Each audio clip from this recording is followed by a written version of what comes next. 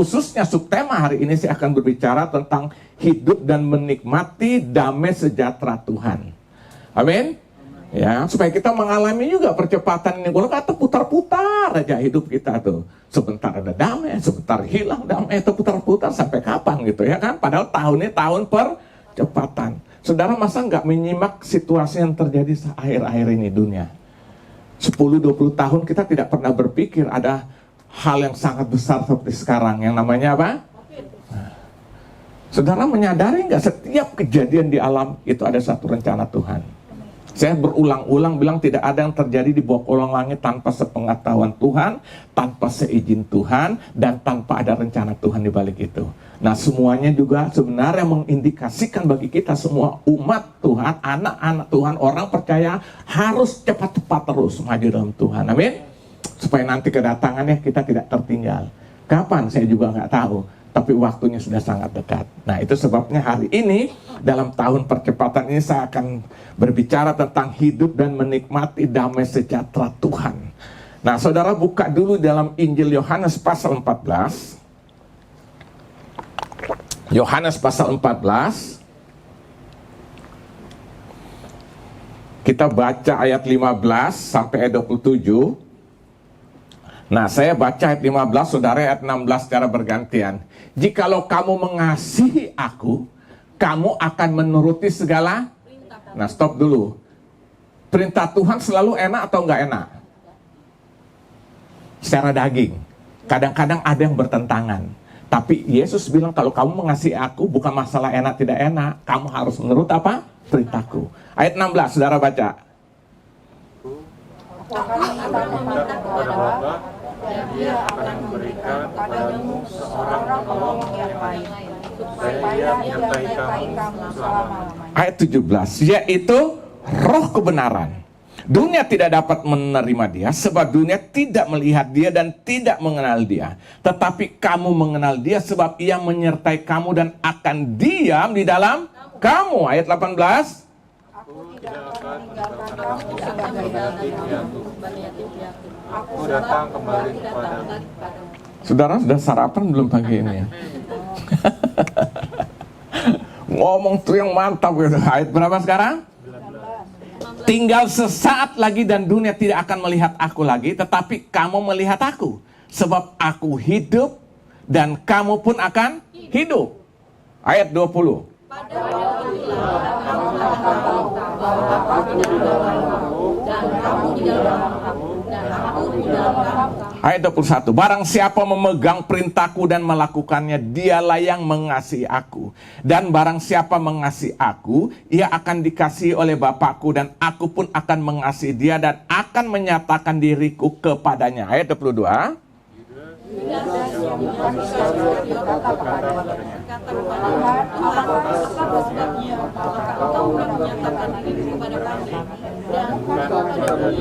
Jawab Yesus, jika seorang mengasihi aku, ia akan menuruti firmanku, dan Bapakku akan mengasihi dia, dan kami akan datang kepadanya dan diam bersama-sama dengan dia.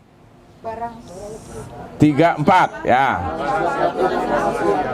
Dia tidak menuruti firmanku, dan firman yang kamu dengar itu bukanlah daripadaku, melainkan dari Bapa yang mengutus aku. Yesus bilang barang siapa tidak mengasihi aku, ia tidak menuruti. Jadi orang yang tidak taat melakukan firman berarti dia tidak mengasihi Tuhan Yesus. Nah saya baca ayat 25. Semuanya itu kukatakan kepadamu selagi aku berada bersama-sama dengan kamu. Terus? Tetapi Penghibur yaitu Roh Kudus yang akan diutus oleh Bapa dalam namaku. Dialah yang akan mengajarkan segala sesuatu kepadamu dan akan menyatakan kamu akan semua yang telah kukatakan kepadamu. nah perhatikan ayat 27 nih. Damai sejahtera kutinggalkan bagimu. Damai sejahtera kuberikan kepadamu. Dan apa yang kuberikan tidak seperti yang diberikan oleh dunia kepadamu. Janganlah gelisah dan gentar hatimu ya.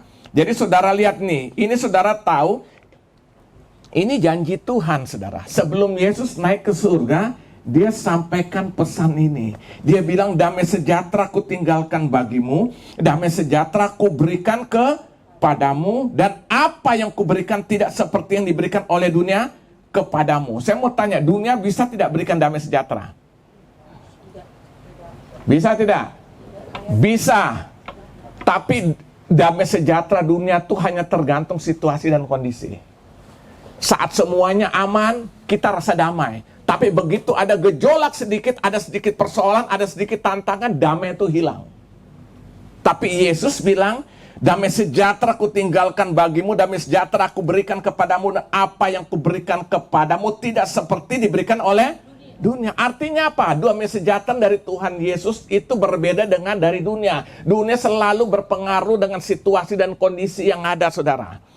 Semuanya masih oke, semuanya oke, kita bisa damai. Tapi persoalannya bagaimana waktu begitu menghadapi tantangan. Dan Paulus tahu betul loh, saudara, tentang keadaanku. Saudara baca tentang Paulus, di tengah-tengah keberadaan bagaimanapun, dalam penjara pun dia tetap biasa-biasa aja, tetap muji Tuhan. Kenapa? Ini membuktikan ada damai Tuhan dalam hatinya, dalam hidupannya. Amin. Amin. Nah, itu sebabnya ini janji Tuhan Yesus sebelum dia naik ke surga. Nah, seringkali saya mau katakan, kita sudah puluhan tahun, belasan tahun ya, sudah sekian tahun ikut Tuhan, belasan tahun, bahkan puluhan tahun, kita sebagai orang percaya, mengaku orang Kristen, tapi kadang kita hidup masih apa?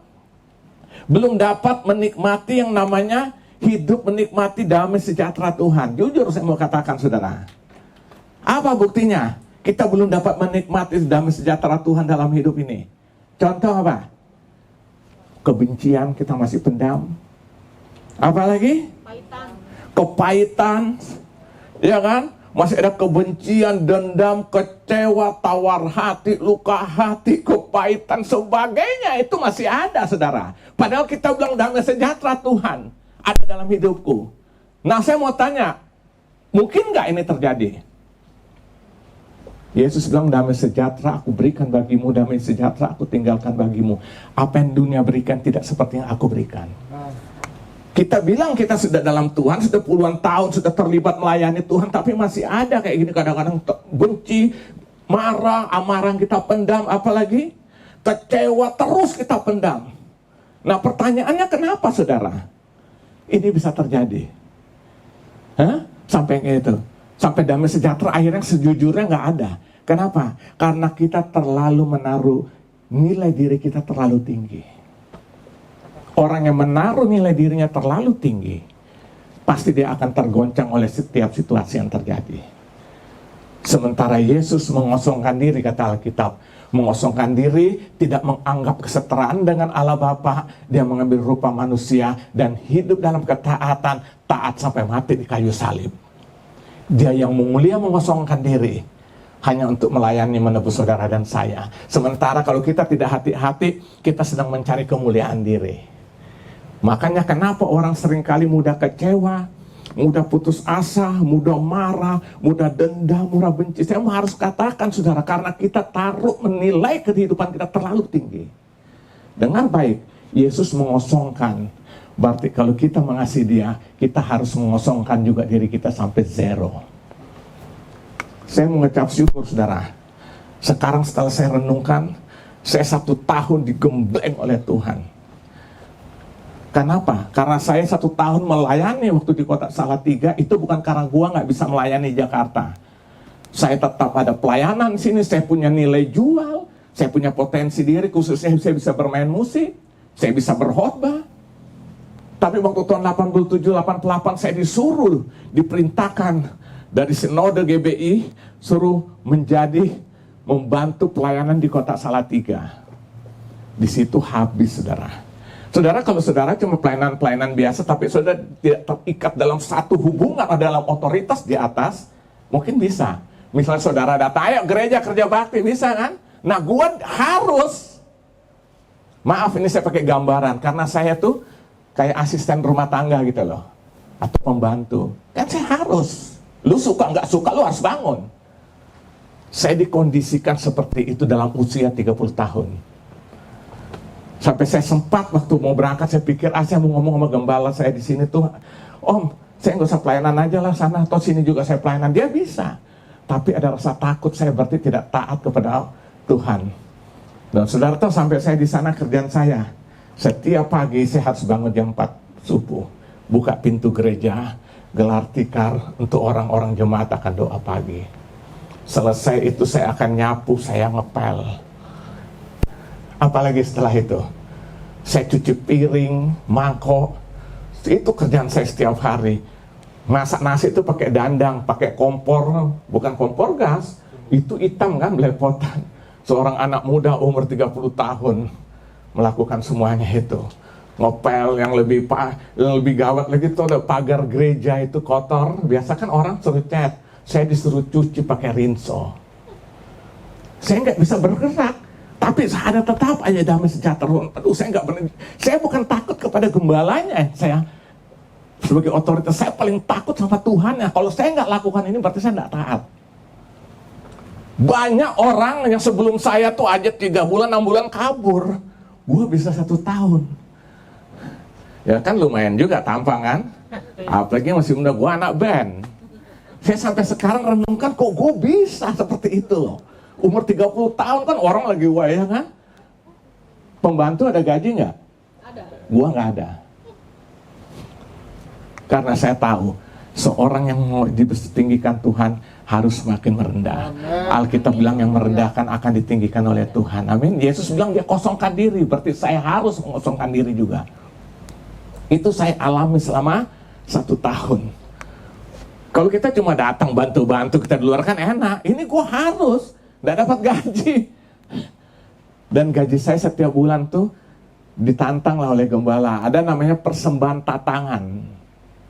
Jemaatnya kan sederhana. Jadi selain perpuluhan setiap bulan tuh kan, minggu ke-1 atau minggu ke-2 dikumpulkan tatangan. Saudara tahu saya dapat berapa tahun itu? 87, 88, 14.000 hasil kumpulan jemaat. Waktu itu di Jakarta gaji pembantu rumah tangga 50.000. Berarti gua jauh di bawah. Saya bisa lakukan itu karena saya mau taat hanya kepada Tuhan. Saya belajar. Jadi waktu saya baca ini, saudara, ternyata yang membuat kita bisa kecewa, putus asa, sampai akhirnya damai sejahtera tidak ada dalam kehidupan kita, karena kita terlalu menaruh nilai kita terlalu tinggi. Yesus mengosongkan diri, kita menaikkan apa? Membuat nilai terlalu tinggi. Tapi kalau kita rasa kita seorang hamba, kita akan tetap menikmati damai sejahtera Tuhan. Amin. Maka Yesus murid-murid tanya, siapa yang terbesar? Yesus tidak bilang terbesar lu jadi pengkhotbah, enggak. Yesus bilang yang terbesar menjadi doulos. Doulos itu budak. Ya kan? Dan Yesus beri contoh kan? Dia kumpulkan murid-murid, dia mulai membasuh kakinya. Dia menunjukkan, aku lakukan supaya menjadi teladan bagi setiap orang. Yang kedua, dia minta dibaptis sama siapa? Yohanes Pembaptis. Yohanes mau nggak? Menolak awalnya. Dia bilang, aku tidak layak, buka tali sepatunya pun aku nggak layak, ya kan? Tapi bilang, lakukan itu untuk menjadi contoh bagi yang lain. Saudara lihat, satu kerendahan hati, satu nilai yang dimana Yesus nyatakan, gua nih mengosongkan diri. Artinya apa, saudara? Tuhan sedang mengajarkan kita hari ini supaya kita benar-benar mengosongkan diri, menjadi orang yang benar-benar nol di hadapan Tuhan. Amin. Supaya apa? Damai sejahtera nggak hilang. Kalau kita mulai naruh nilai diri kita terlalu tinggi, gengsi kita, percaya saudara, pasti hilang damai sejahtera saat terdapat sesuatu yang tidak sesuai dengan apa yang kita inginkan. Percaya saya. Seringkali, saudara, siapa tahu orang yang terluka hatinya itu kenapa? Karena dia menaruh nilainya terlalu tinggi. Dan akhirnya apa? Karena dia terluka, orang yang terluka cenderung melukai orang lain. Tapi coba kalau kita nggak naruh nilai kita, ayo kita belajar. Dan semua saya juga belajar sampai hari ini. Kita kan harus sedang diproses semua, amin. Biar kita terus sampai berkata, aku tidak ada apa-apanya. Tapi semua biar aku semakin berkurang-kurang, Yesus semakin bertambah-tambah, kata Yohanes Pembaptis, ya. Jadi mulai hari ini, saudara, ya kan seringkali kita tuh sudah melayani, tapi seringkali ada kejengkelan, kebencian, dendam. Itu sebenarnya sederhana. Kita naruh nilai diri kita terlalu tinggi, akhirnya nggak ada damai sejahtera gitu loh. Tapi coba kalau kita anggap, gue nih hamba, kayak udah hilang, selesai, ya kan. Nah, itu sebabnya hari ini, saudara, kita harus alami seperti apa yang Yesus lakukan. Maka dia bilang, damai sejahtera aku tinggalkan bagimu, damai sejahtera aku berikan kepadamu, dan apa yang aku berikan tidak seperti yang dunia berikan. Dunia sedang mencari nilai-nilai kehidupan mereka untuk ditinggikan, sementara Yesus mengajarkan supaya kita semakin nggak ada apa-apanya. Justru di hadapan Tuhan kita semakin ditinggikan, ya. Jadi hari ini saudara, biar kita harus mengalami semua itu. Makanya Paulus pernah berkata, kerajaan Allah bukan soal makan dan minum, tapi soal kebenaran. Dan yang kedua soal apa? Damai sejahtera. Jadi waktu kita mengalami damai sejahtera Tuhan, itulah suasana surga. Siapa yang siap menikmati damai sejahtera Tuhan? Amin. Nah, sekarang kita akan masuk dalam pembahasan kita. Apa yang harus dilakukan agar damai sejahtera dari Tuhan Yesus dapat tinggal dalam hidup kita, sehingga kita dapat menikmatinya. Yang pertama, saya pelajari dalam Alkitab, yang pertama, hidup dan tinggal di dalam kasih-Nya, dalam kasih-Nya, dalam wujud melakukan perintah-Nya. Jadi maksudnya gini, kita harus tinggal dalam kasih-Nya, lalu kita wujud nyatakan dalam bentuk apa? Melakukan perintah-Nya. Coba saudara perhatikan ayat 15. Ayat 15 sampai ayat 21, perhatikan. Jikalau kamu mengasihi aku, lihat. Kamu akan apa? Ya, kalau kamu mengasihi aku, kamu akan menuruti apa? Segala perintahku. Lihat lagi ayat 21. Barang siapa memegang perintahku, lihat, dan melakukannya, lihat. Yesus balik lagi kan? Dialah yang mengasihi aku. Ayat 15, kalau engkau mengasihi aku, engkau menuruti perintahku. Nah, orang yang menurut perintah Tuhan, dialah yang mengasihi aku. Jadi saudara lihat apa yang harus dilakukan agar damai sejahtera dari Tuhan Yesus dapat tinggal dalam hidup kita. Kita dapat menikmati dalam hidupan kita. Yang pertama, hidup dan tinggal dalam kasih-Nya, dalam wujud melakukan segala perintah-perintahnya atau segala firman-Nya. Amin. Artinya apa? Kasih yang sudah kita terima dari Dia, dari Yesus, lalu kita wujud nyatakan dalam kehidupan kita yang nyata ini loh. Ini akan memberikan dampak damai sejahtera dalam hidup ini. Jadi waktu kita terima kasih dari Tuhan, lalu kita mengasihi Dia, lalu kita benar-benar ingin menunjukkan kita mengasihi Dia, kita taat melakukan perintahnya. Nah, waktu kita melakukan perintah itu, pasti damai sejahtera Tuhan akan hadir memenuhi hati dan kehidupan kita. Amin. Amin. Ini maksudnya saudara. Jadi saudara, yang harus kita lakukan supaya damai sejahtera benar-benar dari Tuhan Yesus tinggal dalam hidup kita, lalu kita dapat menikmatinya sungguh-sungguh, kita tidak ada cara lain selain hidup dan tinggal di dalam kasih-Nya, dalam wujud melakukan perintah-Nya. Jadi bukti saya mengasihi Tuhan, waktu saya melakukan perintah-perintah Tuhan. Bukan masalah setuju tidak setuju lagi, bukan masalah enak tidak enak lagi, tapi saya lakukan itu. Saya beri contoh saudara. Kalau orang melakukan hal yang jahat pada kita, saya beri contoh. Maunya apa? Balas. Kayaknya nggak adil banget kalau kita nggak balas. Betul? Nah, tapi Yesus perintahkan apa? Memberkati. Pilih mana? Waktu kita balas, pasti kita hilang damai sejahtera. Tapi waktu kita taat melakukan apa yang Tuhan bilang, ampuni dia, berkati dia, berdoa buat dia. Saat kita lakukan itu, damai sejahtera Tuhan akan hidup penuhi hati kita. Memang hukum Tuhan itu 180 derajat berbalik dari hukum-hukum dunia. Maka Yesus bilang, kalau seterumu lapar, beri dia makan. Amin. Seterumu haus, beri dia minum. Dengan ini firman yang ajarkan. Nah, itu sebabnya yang pertama di tahun percepatan ini saudara, kita harus benar-benar tetap hidup dan tinggal di dalam kasih-Nya, dan kita wujud nyatakan lewat ketaatan kepada perintah-perintahnya Tuhan. Amin. Dan ini pasti damai sejahtera. Ini yang disebut damai sejahtera melampaui akal pikiran manusia, kata Rasul Paulus, akan menguasai hati dan pikiranmu di dalam Kristus Yesus Tuhan. Melampaui berarti tidak dapat diukur dengan akal kita. Saudara bayangkan Rasul Paulus lah contoh dalam Alkitab. Disakiti, masukin penjara, dia balas gak? Enggak. Dia terima, dia memuji, memuliakan Tuhan, dan bukan itu. Akhirnya orang-orang yang melakukan kejahatan bertobat lewat sikap hidupannya. Contohnya waktu dia di penjara di Filipi. Saudara baca dalam Kisah Rasul pasal 16 itu. Kepala penjara mau menjarakan dia, bertobat nggak akhirnya? Bertobat. Kenapa? Seorang yang hidup benar-benar menikmati damai sejahtera Tuhan dalam hatinya. Amin. Makanya di situ saudara baca dalam Kisah Rasul 16 ayat 25 sampai 26, dia memuji Tuhan dalam penjara beserta dengan teman yang bernama Silas. Memuji, menyembah Tuhan, dan akhirnya kemuliaan Tuhan turun kan? Terjadi mujizat, termasuk mujizat yang terbesar saat itu adalah kepala penjara diselamatkan dan seluruh keluarganya. Kenapa? Ada seseorang yang sedang menikmati damai sejahtera Tuhan meskipun dalam kondisi yang tidak enak. Ini yang disebut damai sejahtera melampaui akal pikiran manusia, akan menguasai hati dan pikiranmu di dalam Kristus Yesus Tuhan. Amin. Nah, hari ini biar kita semua hidup dan benar-benar menikmati damai sejahtera Tuhan dalam hidup ini. Amin. Jadi bukan lagi, makanya jangan taruh nilai kita terlalu tinggi lah. Biar kita semakin berkurang-kurang, kata Yohanes. Nah, biar nilai kita ini harus semakin nol, saudara. Seperti Yesus kan mengosongkan diri. Tidak menganggap kesetaraan dengan Bapa di surga. Mengambil rupa manusia dan hidup dalam ketaatan, taat sampai mati di kayu salib, kata Alkitab. Berarti ini satu teladan. Ayo, kita nggak usah taruh lagi nilai diri kita lah. Buat saya, kita sudah dalam Tuhan, anak-anak Tuhan sudah nggak ada gengsi lah. Itu hanya dunia Tuhan sedang nyari-nyari gengsi, nyari kemuliaan itu loh. Buat kita enggak, kita mencari perkenanan hati Tuhan dalam kehidupan kita. Amin.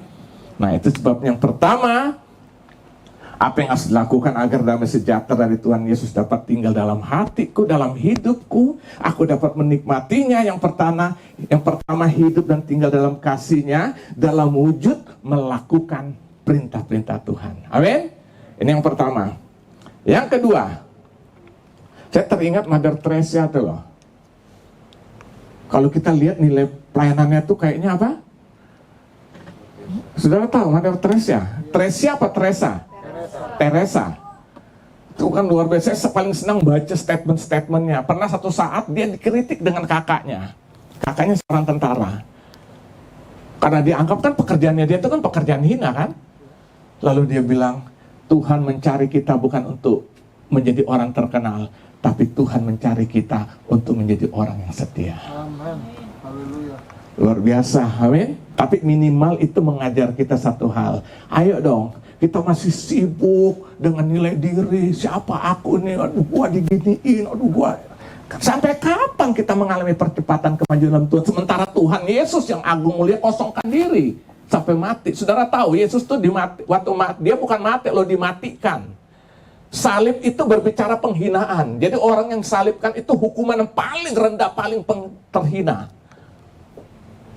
Dan para teolog menafsirkan tidak seperti digambar loh. Pasti pakai maaf celah dalam. Karena dia sedang dipermalukan. Para teolog menafsirkan waktu Yesus itu dihukum, ditelanjangi habis. Dipermalukan karena saudara dan saya. Nilai dirinya habis semua demi angkat kita, saudara dan saya, untuk masuk dalam kemuliaannya. Amen.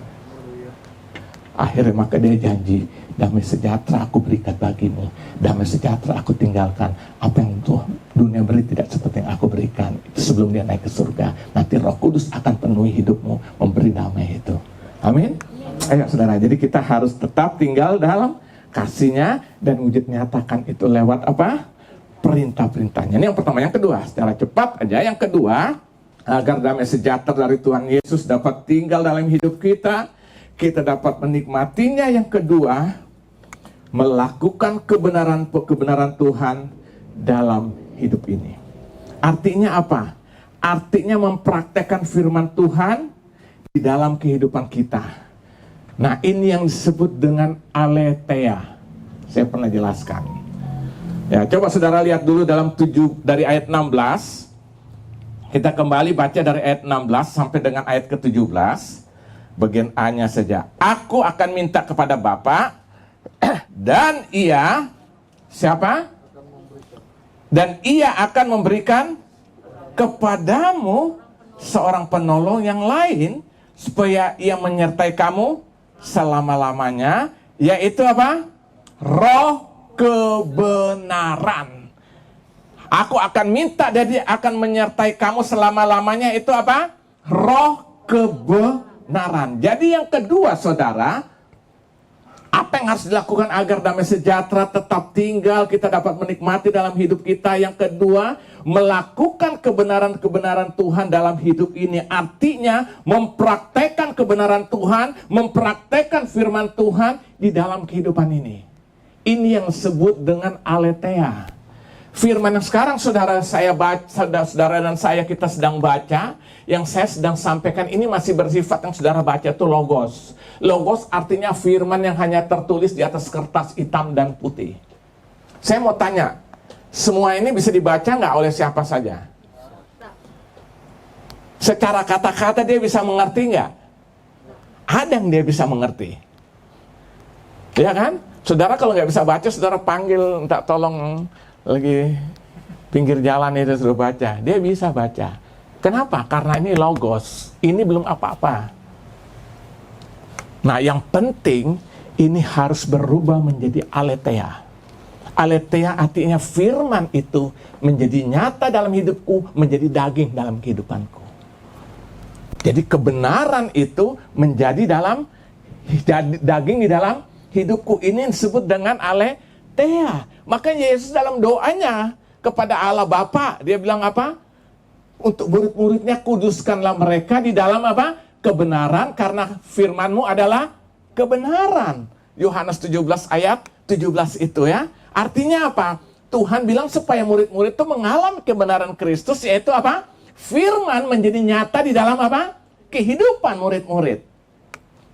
Nah, yang kedua, kalau kita ingin tetap hidup dalam damai sejahtera, kita benar-benar menikmati damai sejahtera itu. Yang kedua, melakukan kebenaran-kebenaran Tuhan dalam hidup ini. Artinya mempraktekkan logos ini berubah menjadi aletheia dalam kehidupan kita.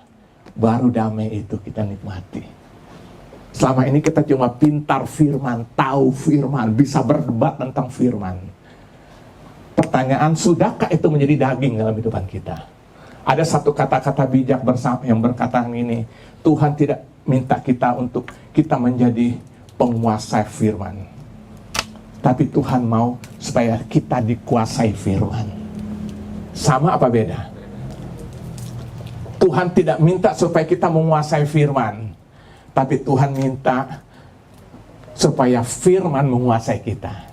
Kalau orang cuma menguasai firman, itu sama dengan orang Farisi. Orang Farisi tahu firman nggak?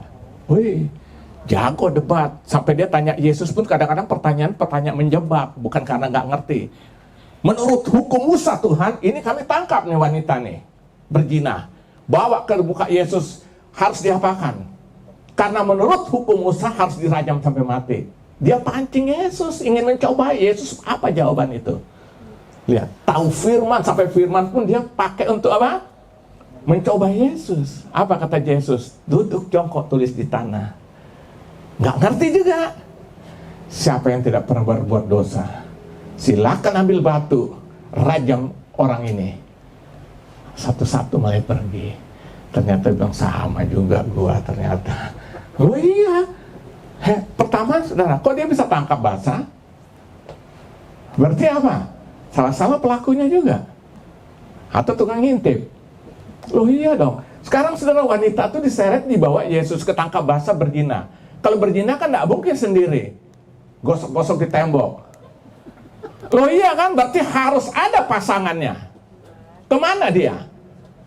Jangan-jangan orang Farisi itu sendiri. Tapi Yesus jawab, siapa yang tidak pernah berbuat dosa, silakan ambil batu duluan merajam orang. Pergi semua. Yesus bilang, tidak adakah merajamamu setelah dia tinggal berdua? Tidak. Pulanglah dan jangan berbuat dosa lagi. Lihat, pertanyaan-pertanyaan bukan karena tidak ngerti, berjebak Yesus. Hati-hati, kadang-kadang kita cuma tahu firman hanya secara akal, secara logos tadi kita baca untuk kita pahami, untuk puaskan apa pikiran kita. Kadang-kadang kita pakai untuk debat, padahal firman bukan itu. Kebenaran harus menjadi bagian hidup kita, menjadi aletheia. Makanya Yesus bilang, kalau engkau mengenal kebenaran, kebenaran akan memerdekakan hidupmu. Dalam Yohanes 8 ayat 32 sampai 36, bacalah di situ. Amin. Jadi yang kedua, melakukan kebenaran-kebenaran Tuhan dalam hidup ini. Artinya kita mempraktekkan firman Tuhan yang sudah kita baca, yang sudah kita dengar, dari logos menjadi aletheia, menjadi daging dalam kehidupan kita. Amin. Nah, ini akan memberi dampak yang namanya apa? Damai sejahtera. Percaya saya, saudara. Nah, coba saudara buka dalam Yesaya 32 ayat 17. Di mana ada kebenaran, di situ akan tumbuh apa? Damai sejahtera. Dan akibat kebenaran ialah ketenangan, ketentraman untuk selama-lamanya. Saya mau tanya, ketenangan, ketentraman itu damai sejahtera bukan? Ya. Maka Yesaya nih sampaikan ini 700 tahun sebelum Yesus lahir. Ya kan? Di mana ada kebenaran, di situ akan tumbuh damai sejahtera. Siapa kebenaran itu? Firman. Firman jadi manusia, itulah Yesus. Nah, dia bilang di mana ada firman yang menguasai hidupan kita, akan tumbuh damai sejahtera. Dan akibatnya ada ketenangan dan ketentraman, saudara, selama-lamanya, bukan sekali-sekali. Dahsyat gak firman Tuhan ini? Gak ada agama mengajar seperti ini, saudara. Hanya satu-satunya di dalam apa? Kekristenan. Makanya Yakobus pernah berkata, tapi hendaklah kamu menjadi pelaku firman. Artinya apa? Pelaku kebenaran. Pasti ada damai sejahtera. Amin. Udahlah, kita sekarang hanya pikirkan tentang firman aja, saudara. Bangun pagi lebih baik kita hanya pikir tentang firman. Hanya bagaimana kita menjadikan ini seperti satu cerminan untuk kita lihat, cocok nggak dengan hidupku, aku hidup cocok nggak dengan ini. Udahlah, nggak usah yang lain-lain, saudara. Nggak akan maju dalam Tuhan, percaya.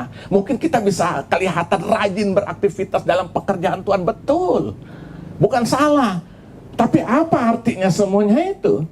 Kalau kita sendiri tidak seperti apa yang Tuhan lihat tentang hidup kita, akhirnya kita tidak hidup dalam damai itu, saudara. Ayo mulai hari ini, saudara, ayo kita sungguh-sungguh hidup dalam kebenaran Tuhan, itu firman. Amin. Kita mendengar dan kita melakukan. Logos berubah menjadi aletheia. Maka kita akan mengalami itu. Memang semua itu proses. Amin. Tapi minimal sudah punya tekad. Pertama, yang kedua sudah mulai melangkah. Amin. Saya percaya waktu kita ambil tekad, kita melangkah, di situ Roh Kudus akan menuntun kita dari waktu ke waktu. Akhirnya apa? Kita mengalami namanya kepenuhan Tuhan dalam kehidupan kita. Pasti ada damai sejahtera. Masalah boleh ada, persoalan tetap kita hadapi, tapi beda. Kita menghadapi bunga dengan caraku sendiri, tapi bersama Tuhan aku cakap melakukan segala perkara. Amin. Makanya Paulus pernah berkata, aku tahu kepada siapa aku percaya dan aku tahu dia berkuasa. Dia ditangkap di penjara, nggak tersinggung lalu marah-marah. Waduh, sialan, padahal gua ini kan maunya baik, gua ini sedang memberitakan kebenaran. Ya udah, ikut aja. Akhirnya dia melihat kuasa kemuliaan Tuhan dinyatakan. Amin. Jadi yang pertama, bagaimana supaya kita dapat hidup sungguh-sungguh, apa yang harus dilakukan agar damai sejahtera Tuhan tinggal dan kita dapat menikmati dalam hidup. Yang pertama, hidup dan tinggal dalam kasih-Nya, dalam wujud melakukan perintahnya. Yang kedua, melakukan kebenaran-kebenaran Tuhan dalam hidup ini. Artinya kita mempraktekkan firman, mempraktekkan kebenaran itu dari logos berubah menjadi aletheia.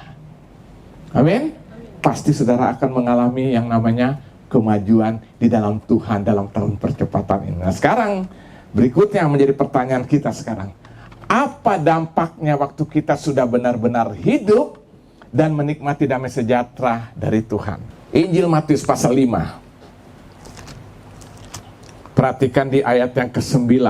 Jadi kita harus hidup dalam damai. Kenapa? Karena Yesus Raja damai. Kan Yesaya 9 tuh kan? Selama pemerintahan ada di atas pundaknya, dia sebut Raja, Bapa yang kekal, Raja damai. Yesaya 9 ayat 5. Bayangin itu 700 tahun sebelum Yesus lahir loh. Nubuatan ini disampaikan oleh Yesaya. Berarti Yesus itu Raja damai. Jadi waktu Tuhan hadir dalam hidup kita, berarti hadirnya siapa dalam diri kita? Raja damai. Berarti harus ada apa? Damai sejahtera Tuhan. Amin. Nah, sekarang kita lihat Apa dampak waktu kita sudah benar-benar hidup dan menikmati damai sejahtera? Perhatikan, berbahagialah orang yang membawa damai, karena mereka akan apa? Disebut anak-anak Allah. Jadi kita lihat apa dampaknya. Yang pertama, kita benar-benar akan menikmati kebahagiaan sorgawi. Makanya di situ dikatakan apa? Di ayat 9, berbahagialah orang-orang yang membawa damai. Jadi yang pertama, saudara, kita akan menikmati yang namanya kebahagiaan dari Tuhan. Itu akan kita nikmati dalam kehidupan ini, ya kan? Dan akhirnya kita membawa damai itu di tengah-tengah kehidupan kita. Dan dampak dari karena kita sudah hidup membawa damai, dampak yang kita akan rasakan apa? Bahagia. Percaya saudara, saudara lakukan ini, saudara akan mengalami yang namanya kebahagiaan, saudara. Ini yang pertama Yesus katakan. Ini doa, ini adalah khotbah waktu Yesus sedang ada di bukit. Hal-hal yang diajarkan secara luar biasa. Dia katakan di sini, berbahagialah orang yang bawa damai, karena mereka akan disebut anak-anak Allah. Jadi yang pertama, saudara, berbahagia apa? Orang bawa damai. Berarti kita sudah mengalami damai, lalu hidup kita bawa di tengah-tengah kehidupan kita setiap saat, kapanpun dan dimanapun kita berada. Kenapa? Raja damai sudah ada dalam diri kita, yaitu Yesus Kristus Tuhan. Kan lucu, saya bilang ada raja damai dalam hidupku, tapi aku bukan membawa damai. Membawa roh perpecahan, roh adu domba, atau hal-hal yang baik kita datang justru jadi kacau. Ini kan tanda tanya, ya kan? Sementara kita bilang ada raja damai. Aku terima dia sebagai dalam hidupku. Yesus Kristus ada raja damai. Jadi pertama harus apa?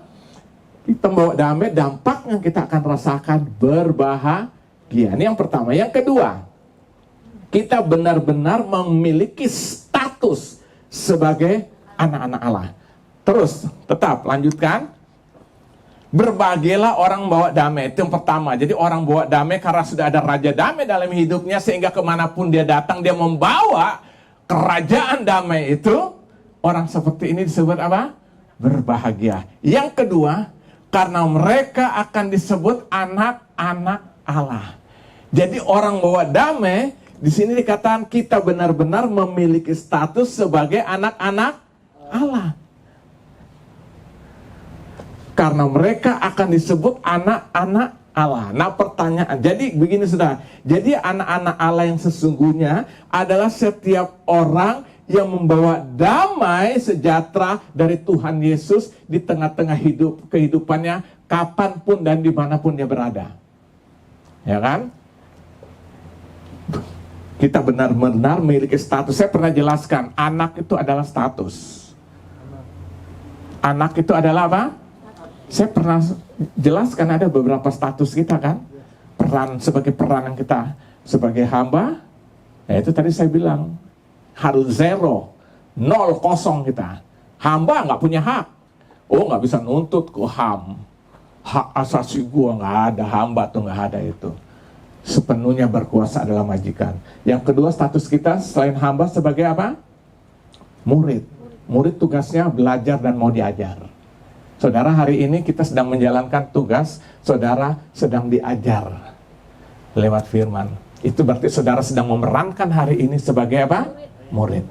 Nanti saudara pulang, saudara kita harus taat melakukan apa yang Tuhan mau, itu sebagai hamba. Yang ketiga sebagai apa? Status kita sebagai sahabat dulu. Sahabat itu berbicara hubungan, komunikasi dengan Tuhan. Yesus bilang, aku akan beritahukan segala sesuatu karena engkau adalah sahabatku. Ya, itu berbicara hubungan, komunikasi. Maka kita pastikan kita harus menjadi seorang sahabat Tuhan. Apa wujud nyata seorang sahabat? Selalu membangun hubungan dengan Tuhan lewat doa, baca firman setiap hari, supaya ada komunikasi. Waktu saya membangun hubungan dengan Tuhan melalui doa, itu berarti saya dari pihak saya membangun komunikasi dengan Tuhan. Nah, kapan Tuhan membangun komunikasi pada kita? Waktu kita baca firman. Kan lucu dong, sahabat kita ngomong dia diam, malah ngorok tidur, kan nggak mungkin dong.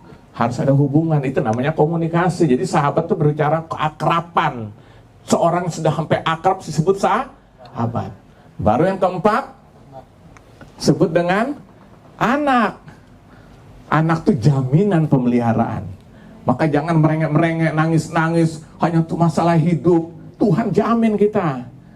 Amin. Cuma lakukan bagian kita juga, ya kan? Saudara tidur-tiduran, gak mungkin beras dari surga turun geblok. Nimpa rumah, hancur rumah kita, ya kan? Ada bagian yang kita kerjakan, ada bagian Tuhan kerjakan. Makanya kita disebut juga rekan sekerja Allah itu kan. Nah, jaminan Tuhan tuh ada dalam kehidupan kita.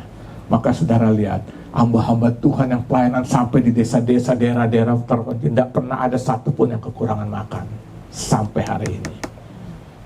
Mereka tidak mengemis sana minta belas kasihan masuk di Facebook, aduh tolongin dong gua belum makan hari ini. Gak ada, karena apa? Jaminan Tuhan. Itu anak, ya kan? Nah, di sini dikatakan benar-benar kita apa? Memiliki status sebagai anak-anak Allah. Waktu kita membawa damai sejahtera itu, amin. Kita membuat damai sejahtera, sebut. Nah, pertanyaannya berikut. Kalau sebaliknya gimana? Bukan bawa damai, jawab sendirilah. Tinggal bolak-balik, anak Tuhan atau ibu yang ngomong. Jadi orang bawa damai disebut anak Allah. Yang tidak membawa damai, karena memang Alkitab bilang iblis datang hanya untuk mencuri, membunuh, membinasakan. Pokok bikin porak-poranda aja. Nggak senang iblis, ya nggak? Tapi kita membawa damai. Amin. Nah, ini saudara lihat. Jadi apa dampaknya waktu kita sudah benar-benar hidup dan menikmati damai sejahtera dari Tuhan? Yang pertama, kita akan berbahagia. Siapa yang ingin berbahagia? Amin. Bahagia ini bukan seperti ukuran dunia, itu dari Tuhan sendiri. Yang kedua, status kita jelas adalah anak-anak Allah. Ada jaminan hidup dalam kehidupan kita. Amin. Nah, itu sebabnya pagi hari ini saudara, kita harus benar-benar mengalaminya. Ayat terakhir buka Filipi 4 ayat 7. Damai sejahtera Allah yang melampaui segala akal. Apa arti melampaui segala akal? Arti tidak dapat dipikirkan, melebihi, tidak masuk akal. Lihat. Damai sejahtera yang melampaui segala akal, yang tidak masuk akal, yang tidak dapat dipikirkan dengan akan memelihara hati dan pikiranmu dalam Kristus Yesus. Kita akan menikmati damai sejahtera sampai orang bingung, lihat gila, orang ini padahal hidupnya biasa, dia bukan tinggal di rumah mewah, ya hidupnya biasa, tapi kok ada damai sejahtera dalam rumah tangga, dalam keluarga, dalam pribadinya, amin. Dia alami dalam hidup. Orang akan bingung lihat seperti ini. Inilah kehidupan dalam Tuhan, amin. Nah, itu sebabnya hari ini saya simpulkan firman Tuhan, hidup dan menikmati damai sejahtera Tuhan. Apa yang harus dilakukan agar kita dapat menikmatinya? Hidup di dalam damai sejahtera. Yang pertama, hidup dan tinggal dalam kasih-Nya. Yang kita wujud nyatakan lewat apa? Lewat melakukan seluruh perintah-perintah Tuhan. Yang kedua, melakukan kebenaran-kebenaran. Artinya apa? Ya, kita melakukan apa yang Tuhan perintahkan. Artinya, firman yang kita baca itu bukan hanya untuk sampai pengertian pengetahuan, tapi itu harus berubah menjadi hidup dalam kehidupan kita. Engkau adalah surat Kristus yang terbuka, kata Paulus. Berubah itu. Itu jadi logos berubah menjadi aletheia. Saudara akan mengalami damai. Lalu apa dampaknya? Kita akan hidup berbahagia. Berbahagia ukurannya bukan materi, bukan uang, bukan tinggal di rumah yang mewah. Belum tentu orang tinggal di rumah mewah juga bahagia, kan? Orang banyak uang juga belum tentu bahagia, ya kan? Dia bisa beli segala macam makanan, tapi dia tidak bisa makan sembarang makanan. Benar nggak? Makan aja harus ditakar. Sementara kita lihat kayak siapa nih? Reno, apa aja hajar Reno, apa? Nino ya? Benar nggak? Mantap lihat, ya kan? Ada orang bisa beli segala macam, tapi tidak bisa makan segala macam, tidak bisa menikmati, ya kan? Jadi kita benar-benar berbahagia. Yang kedua, status kita benar-benar menjadi anak-anak Allah. Tuhan Yesus memberkati. Haleluya, haleluya.